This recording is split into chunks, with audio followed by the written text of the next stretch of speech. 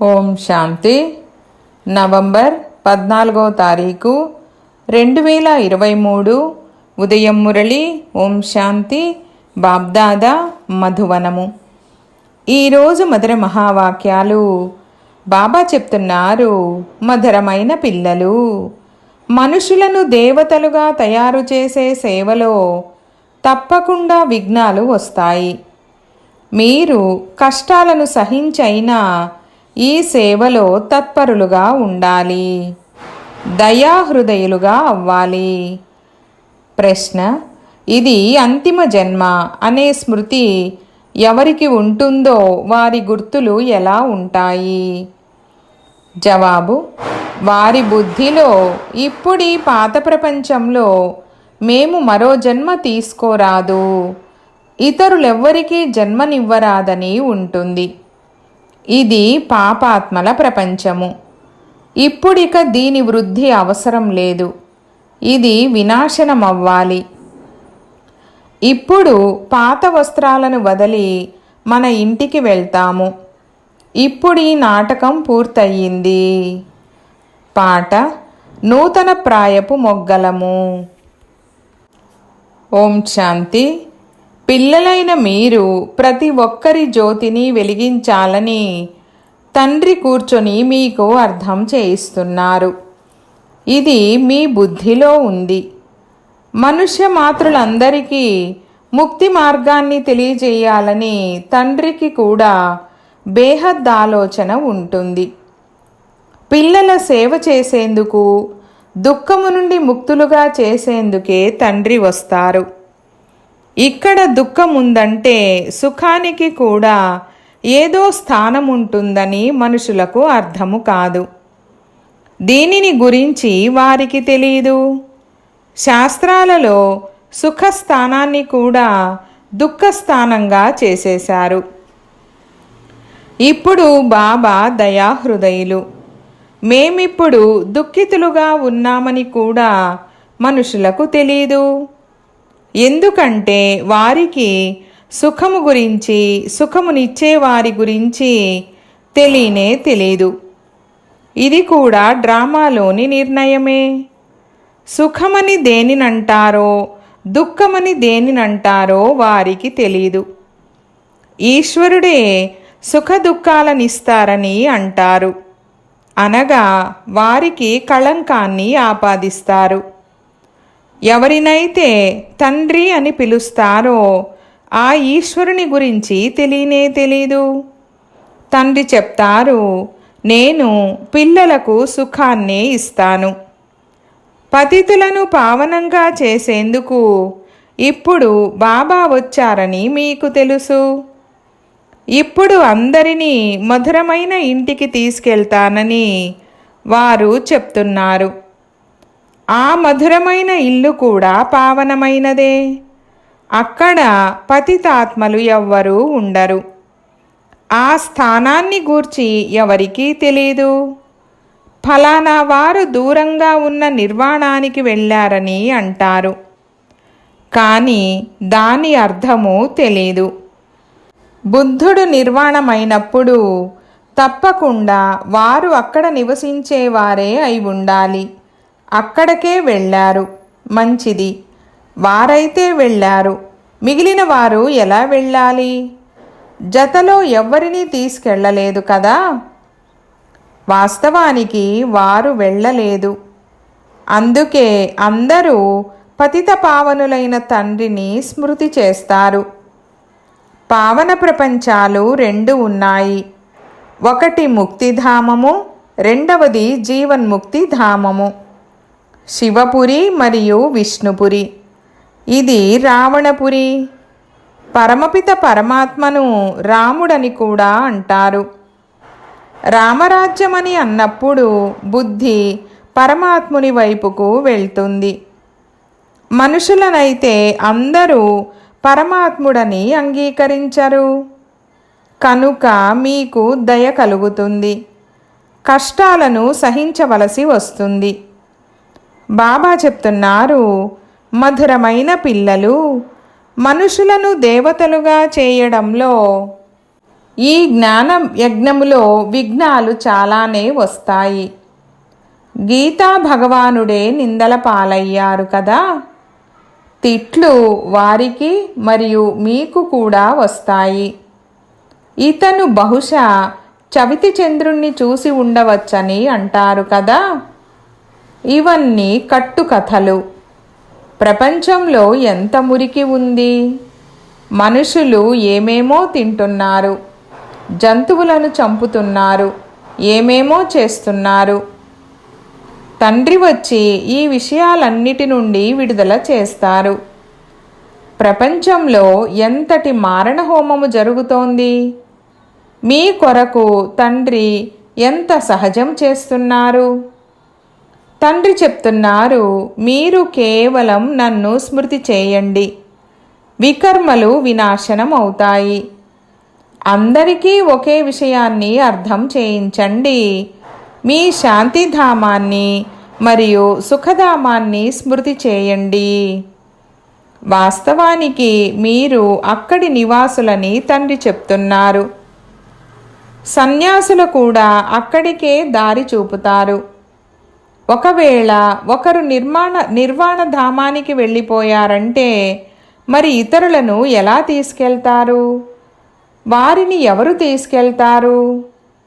బుద్ధుడు నిర్వాణానికి వెళ్ళారనుకోండి, వారి బౌద్ధులు ఇక్కడే ఉన్నారు.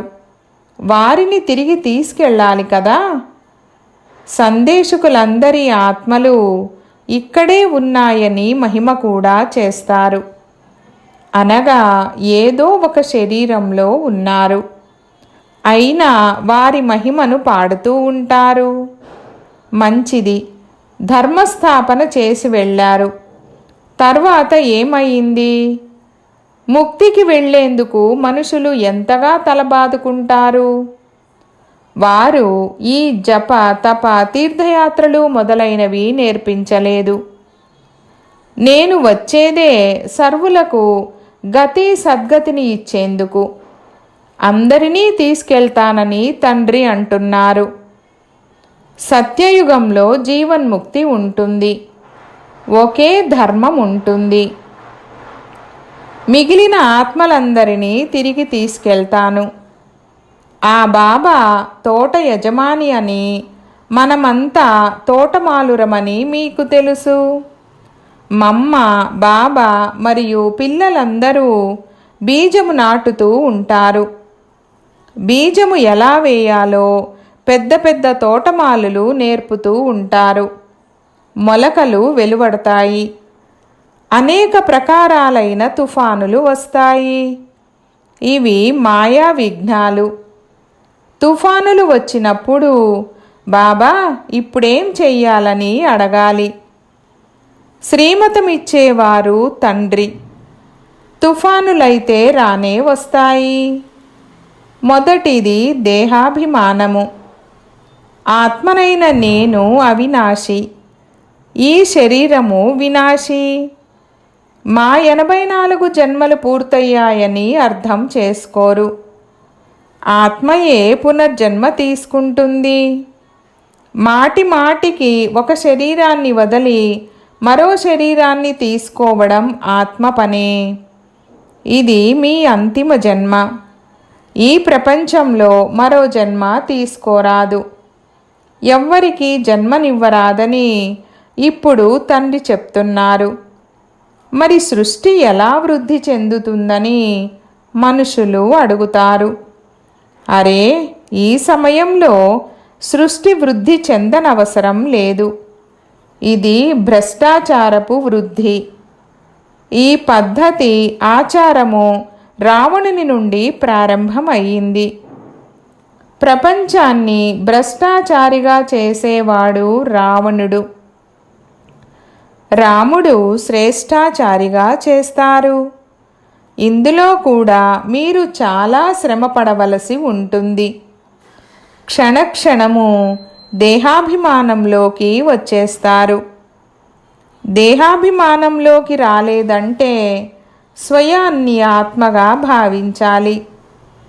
సత్యయుగంలో కూడా స్వయాన్ని ఆత్మగా భావిస్తారు కదా.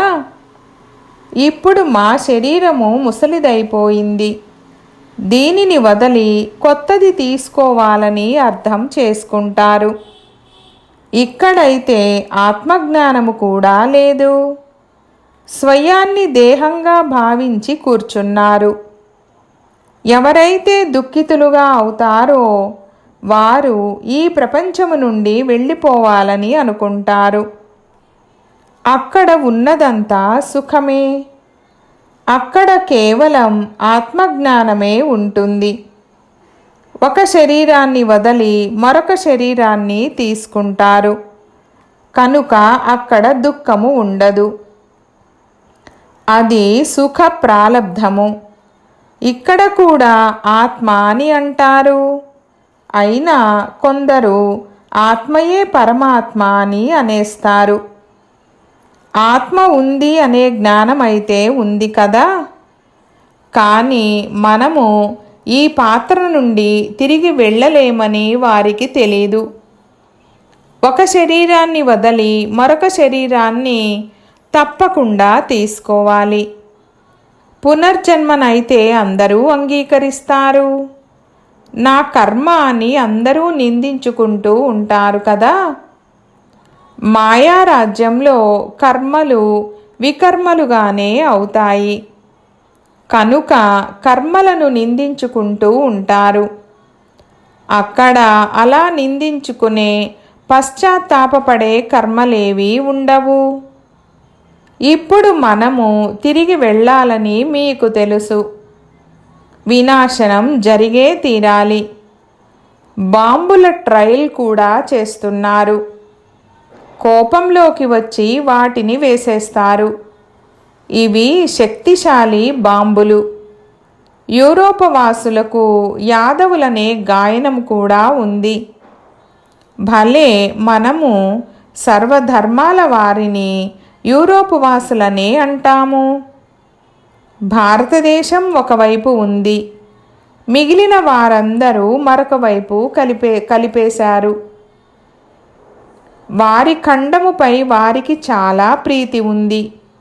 కానీ డ్రామా నిర్ణయం ఇలా ఉన్నప్పుడు ఏం చేస్తారు? బాబా శక్తినంతా మీకిస్తున్నారు. యోగబలము ద్వారా మీరు రాజ్యాన్ని తీసుకుంటారు. మీకు ఏ కష్టమును ఇవ్వరు. తండ్రి చెప్తున్నారు, కేవలం నన్నొక్కరినే స్మృతి చేయండి, దేహాభిమానము వదిలేయండి. నేను రాముణ్ణి స్మృతి చేస్తాను, శ్రీకృష్ణుణ్ణి స్మృతి చేస్తానని అంటారు. కనుక వారు స్వయాన్ని ఆత్మగా భావించరు. ఆత్మగా భావిస్తే ఆత్మల తండ్రిని ఎందుకు స్మృతి చెయ్యరు? పరమపిత పరమాత్మనైన నన్ను స్మృతి చేయండి. మీరు జీవాత్మలను ఎందుకు స్మృతి చేస్తారని తండ్రి అంటున్నారు. మీరు ఆత్మాభిమానులుగా అవ్వాలి. నేను ఆత్మను, తండ్రిని స్మృతి చేస్తాను. స్మృతి చేయడం ద్వారా వికర్మలు వినాశనం అవుతాయి. వారసత్వము కూడా బుద్ధిలోకి గుర్తుకు వస్తుందని తండ్రి ఆజ్ఞాపించారు. తండ్రి మరియు వారసత్వము అనగా ముక్తి, జీవన్ముక్తులు. దీని కొరకే ఎదురు దెబ్బలను తింటూ ఉంటారు. యజ్ఞము, జపము, తపము మొదలైనవి చేస్తూ ఉంటారు. పోపు నుండి కూడా ఆశీర్వాదాలను తీసుకునేందుకు వెళ్తారు. ఇక్కడ తండ్రి చెప్తున్నారు, కేవలం దేహాభిమానాన్ని వదలండి, స్వయాన్ని ఆత్మ అని నిశ్చయం చేసుకోండి. ఈ నాటకం పూర్తయింది కనుక 84 జన్మలు పూర్తయ్యాయి. ఇప్పుడు తిరిగి వెళ్ళాలి. ఎంత సహజం చేసి అర్థం చేయిస్తున్నారు. గృహస్థ వ్యవహారంలో ఉంటూ ఇది బుద్ధిలో ఉంచుకోండి. ఉదాహరణకు నాటకం పూర్తి కావస్తున్న సమయంలో ఇక 15 నిమిషాలే ఉందని, ఇప్పుడు ఈ సీన్ పూర్తవుతుంది, మేము ఈ దుస్తులను తొలగించి ఇంటికి వెళ్తామని అందులోని పాత్రధారులు భావిస్తారు. ఇప్పుడు అందరూ తిరిగి వెళ్ళాలి. ఇలా మీతో మీరే మాట్లాడుకోవాలి. ఎంత సమయం మనము సుఖదుఖాల పాత్రను అభినయించామో మీకు తెలుసు. ఇప్పుడు తండ్రి చెప్తున్నారు, నన్ను స్మృతి చేయండి. ప్రపంచంలో ఏమేం జరుగుతున్నాయో వాటన్నింటినీ మర్చిపోండి. ఇదంతా సమాప్తం అవ్వనున్నది. ఇప్పుడిక తిరిగి వెళ్ళాలి. కలియుగము ఇంకా 40,000 సంవత్సరాలు నడుస్తుందని వారు అనుకుంటారు. దీనిని ఘోర అంధకారమని అంటారు. తండ్రి పరిచయము లేదు. జ్ఞానమనగా తండ్రి పరిచయము, అజ్ఞానమనగా తండ్రి పరిచయం లేకపోవడం, అనగా ఘోర అంధకారంలో ఉన్నారు. ఇప్పుడు మీరు నెంబరువారు పురుషార్థానుసారము అత్యంత ప్రకాశంలోకి వచ్చారు. ఇప్పుడు రాత్రి పూర్తవ్వనున్నది. మనము తిరిగి వెళ్తాము. నేడు బ్రహ్మరాత్రి, రేపు బ్రహ్మ పగలు అవుతుంది. పరివర్తన అయ్యేందుకు సమయం పడుతుంది కదా. ఇప్పుడు మనము మృత్యులోకంలో ఉన్నాము. రేపు అమరలోకంలో ఉంటామని మీకు తెలుసు. మొదట వాపస్ వెళ్ళాలి. ఇలా ఈ 84 జన్మల చక్రము తిరుగుతుంది. ఈ తిరగడం సమాప్తం అవ్వదు. మీరు నాతో ఎన్నిసార్లు కలిశారని బాబా అడుగుతున్నారు. అనేకసార్లు కలిశామని పిల్లలు చెప్తారు. మీ 84 జన్మల చక్రము పూర్తయితే అందరిది పూర్తయిపోతుంది. దీనిని జ్ఞానమని అంటారు. జ్ఞానమిచ్చేవారు జ్ఞానసాగరులు, పరమపిత పరమాత్మ పతిత పావనులు. పతిత పావనులని ఎవరిని అంటారని మీరు అడగవచ్చు. భగవంతుడని నిరాకారుణ్ణే అంటారు. మరి మీరు రఘుపతి రాఘవ రాజారామని ఎందుకంటున్నారు? ఆత్మల తండ్రి ఆ నిరాకారుడే. ఇది తెలిపించేందుకు చాలా యుక్తి కావాలి. రోజురోజుకు మీకు గుహ్య జ్ఞానము లభిస్తూ ఉన్నందున మీ ఉన్నతి జరుగుతూ ఉంటుంది. అర్థం చేయించవలసింది కేవలం పరమాత్మ గురించి మాత్రమే. పరమాత్మను మర్చిపోయినందున అనాథలైపోయారు. దుఃఖితులుగా అయిపోతూ ఉంటారు. ఒక్కరి ద్వారా ఆ ఒక్కరిని తెలుసుకుంటే మీరు 21 జన్మలు సుఖీలుగా అయిపోతారు. ఇది జ్ఞానము, అది అజ్ఞానము. వారు పరమాత్మ సర్వవ్యాపి అని అనేస్తారు. అరే, వారు తండ్రి కదా. మీలో భూతాలు సర్వవ్యాపిగా ఉన్నాయని తండ్రి చెప్తున్నారు. పంచవికార రూపీ రావణుడు సర్వవ్యాపిగా ఉన్నాడు. ఈ విషయాలను అర్థం చేయించాల్సి వస్తుంది. మేము ఈశ్వరుని ఒడిలో ఉన్నామని చాలా గొప్ప నశ ఉండాలి. తర్వాత మళ్ళీ భవిష్యత్తులో దేవతల ఒడిలోకి వెళ్తారు. అక్కడైతే సదా సుఖముంటుంది. శివబాబా మనల్ని దత్తత చేసుకున్నారు. వారిని స్మృతి చేయాలి. స్వయం మీ కళ్యాణము చేసుకొని ఇతరుల కళ్యాణం కూడా చేస్తే రాజ్యము లభిస్తుంది. ఇవి అర్థం చేసుకునేందుకు చాలా మంచి విషయాలు. శివబాబా నిరాకారులు. ఆత్మలమైన మనము కూడా నిరాకారులమే. అక్కడ మనము అశరీరీలుగా నగ్నంగా ఉంటాము. బాబా అయితే సదా అశరీరియే. బాబా ఎప్పుడూ శరీరం అనే వస్త్రాన్ని ధరించి పునర్జన్మను తీసుకోరు. బాబా ఒక్కసారి మాత్రమే అవతరిస్తారు. మొట్టమొదట బ్రాహ్మణులను రచించాలంటే వారిని తమవారిగా చేసుకొని పేరు పెట్టవలసి ఉంటుంది కదా. బ్రహ్మ లేరంటే బ్రాహ్మణులు ఎక్కడి నుండి వస్తారు? ఎవరైతే 84 జన్మలను పూర్తిగా తీసుకున్నారో, పవిత్రంగా ఉండి మళ్ళీ వికారిగా అయ్యాడో అతనే ఇతను. సుందరము నుండి శ్యామంగా, శ్యామము నుండి సుందరంగా అవుతాడు. భారతదేశానికి కూడా శ్యామసుందరమని పేరు పెట్టవచ్చు. భారతదేశమునే శ్యామమని, భారతదేశమునే స్వర్ణిమయుగము సుందరమని అంటారు. భారతదేశమే కామచితిపై కూర్చొని నల్లగా అయిపోతుంది. భారతదేశమే జ్ఞానచితిపై కూర్చొని సుందరంగా అవుతుంది. భారతదేశం గురించే ఆలోచించవలసి ఉంటుంది, కష్టపడవలసి వస్తుంది. భారతవాసులు మళ్ళీ ఇతర ధర్మాలలోకి మారిపోయారు. యూరోపు వాసులు మరియు భారతీయులలో వ్యత్యాసం కనిపించదు. అక్కడికెళ్ళి వివాహము చేసుకుంటే క్రైస్తవులు అనబడతారు. వారి పిల్లలు మొదలైన వారు కూడా అదే రూపురేఖలతో ఉంటారు. ఆఫ్రికాలో కూడా వివాహం చేసుకుంటారు. ఇప్పుడు చక్రాన్ని అర్థం చేసుకునే విశాల బుద్ధిని బాబా ఇస్తారు. వినాశకాలే విపరీత బుద్ధని రాయబడి ఉంది. యాదవులు మరియు కౌరవులు ప్రీతి ఉంచలేదు. ఎవరు ప్రీతినుంచారో వారికి విజయం లభించింది. శత్రువులను విపరీత బుద్ధని అంటారు.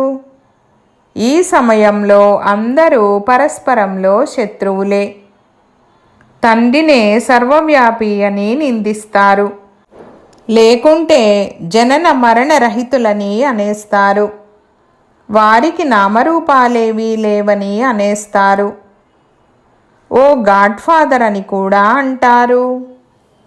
ఆత్మ పరమాత్మల సాక్షాత్కారము కూడా అవుతుంది. వారిలో మరియు పరమాత్మలో వ్యత్యాసం ఉండదు. ఇక శక్తి నెంబరు వారుగా తక్కువగా ఎక్కువగా ఉండనే ఉంటుంది. మనుషులు భలే మనుషులే, కానీ వారిలో కూడా పదవులుంటాయి. బుద్ధిలో వ్యత్యాసం ఉంటుంది.